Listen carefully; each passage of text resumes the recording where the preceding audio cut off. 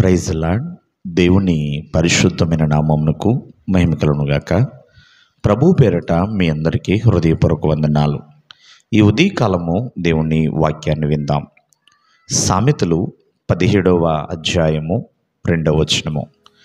బుద్ధిగల దాసుడు సిగ్గు తెచ్చు కుమారుని మీద ఏలుబడి చేయును.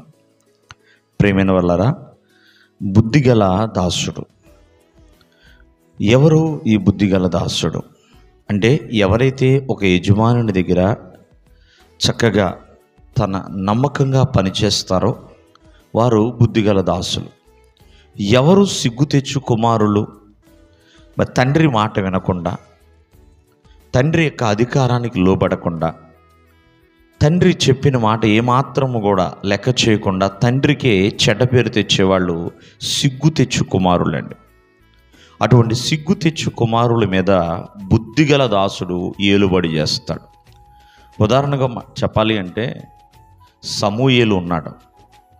చిన్న వయస్సులోనే ఏలీ వద్దకు అంటే దేవుని సన్నిధికి తను వచ్చాడు. చిన్న వయసులోనే తన తల్లి తను మొక్కుకున్న ప్రకారముగా దేవునికి ప్రతిష్ఠించింది.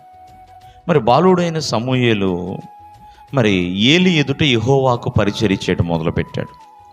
ఒక బుద్ధిగల దాసుడుగానే తను జీవించాడండి. కానీ ఏలీ కుమారులు మాత్రం ఏలికి సిగ్గు తేవటం మొదలుపెట్టారు. ఒక మాటలో చెప్పాలంటే సమూయేలు గొప్ప ప్రవక్తగా మారాడు. వారి మీద ఏలుబడి చేసే అధికారము సమూయేలుకు వచ్చిందండి.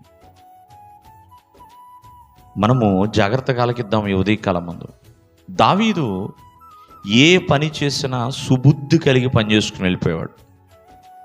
సుబుద్ధి కలిగే ఉండేవాడండి దావీదు.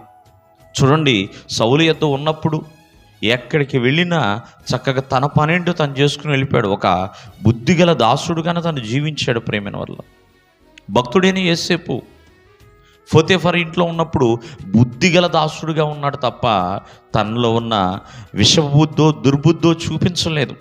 తన యజమానురాలు తనను పాపం చేయడానికి పిలిచిన తను ఒక బుద్ధిగల దాసుడుగానే జీవించాడు.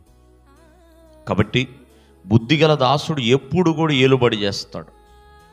అంటే అటువంటి అధికారాన్ని తను పొందుకుంటాడు. ప్రేమైన వల్ల కావున ఎప్పుడైనా దేవుని ఎదుట బుద్ధిగల దాసులుగానే ఉండాలి, బుద్ధిగల కుమారులుగానే ఉండాలి.